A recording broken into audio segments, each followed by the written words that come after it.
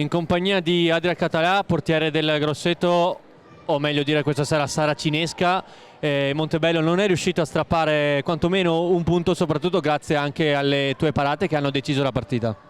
Beh, penso che è stata una bella partita in tutti i sensi, due squadre che giocano bene, giocano propositivamente, vanno all'attacco. Il Montebello è una squadra che gioca bene, ha tanta qualità in attacco, gente come giovane come Borgo, Lombardi, in più anche Cardoso, è gente che è pericolosa in attacco. Sapevamo che era una partita difficile, che è una pista difficile, ma siamo contenti per portare a casa questi 3 punti che sono importantissimi per noi.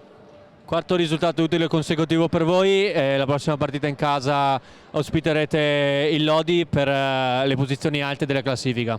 Sì, abbiamo la fortuna di essere lassù, sicuramente dietro Forte e Trissino c'è un gruppo con Sarzana, Lodi, Follonica, è sicuramente uno scontro diretto, cercheremo di essere pronti, di farci trovare pronti, giochiamo in casa e sicuramente se riuscissimo a prendere quei 3 punti lì sarebbe una bella cosa per noi, ma sappiamo che secondo me fino alla fine del campionato queste 4 squadre lì la differenza sarà piccolissima e quindi è importante domenica prossima.